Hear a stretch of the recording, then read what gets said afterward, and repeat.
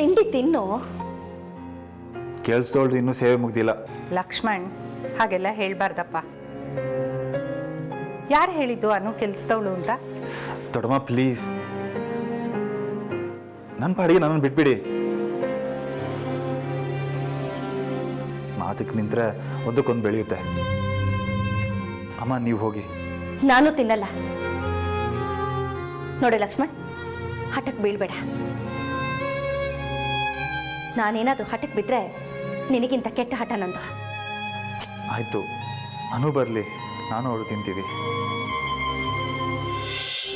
ಹೋಗು.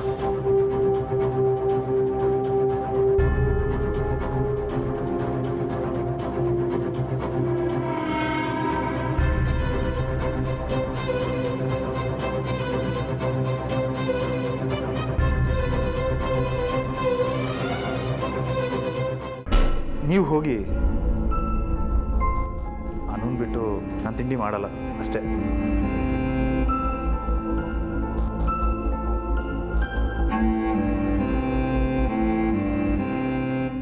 ಅನು, ನಿನ್ನ ವಿಚಾರದಲ್ಲಿ ನಾವೀಗಾಗಲೇ ಸೋತಿದ್ದೀವಿ.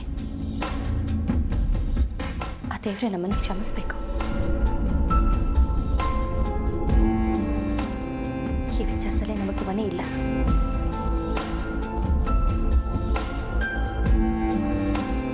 ಏನಾಯ್ತಂಥದ್ದು?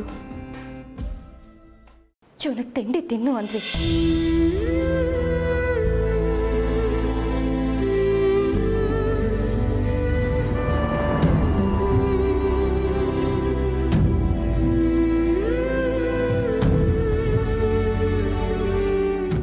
ಲಕ್ಕಿ, ಯಾಕೆ ಅತ್ತೆಗೆ ನೋವು ಕೊಡ್ತೀರಾ? ನಾನೇನು ನೋವು ಕೊಟ್ಟಿಲ್ಲ. ತಿಂಡಿ ತಿನ್ನು ಅಂದರು, ಕೆಲಸದವಳು ಬರಲಿ, ಅವಳ ಜೊತೆ ತಿಂಡಿ ತಿಂತೀನಿ ಅಂದೆ ಅಷ್ಟೇ. ಈಗ ಮತ್ತೆಲ್ಲ ಬೇಕಿತ್ತ? ನಾವು ತಾನೇ ಅರ್ಥ ಮಾಡ್ಕೋಬೇಕಾಗಿರೋದು. ಅರ್ಥ ಮಾಡ್ಕೊಂಡಿದ್ದೀನಿ ನಾನು. ನೀನು ಹಗಲು ರಾತ್ರಿ ಅವಳು ಸೇವೆ ಮಾಡೋ ಅಗತ್ಯ ಇಲ್ಲ. ಒಂದು ಕೆಲಸ ಮಾಡು, ನೀನು ನನ್ನ ಜೊತೆ ಆಫೀಸ್ ಬಾ. ಅಲ್ಲಿರೋ ಟೈಮ್ನಲ್ಲಾದರೂ ನೀನು ನಿನಗೋಸ್ಕರ ಬದುಕು. ಆಯಿತು, ಅದನ್ನೆಲ್ಲ ಆಮೇಲೆ ಮಾತಾಡೋಣ. ಈಗ ತಿಂಡಿ ತಿನ್ನೋಣ ಬನ್ನಿ.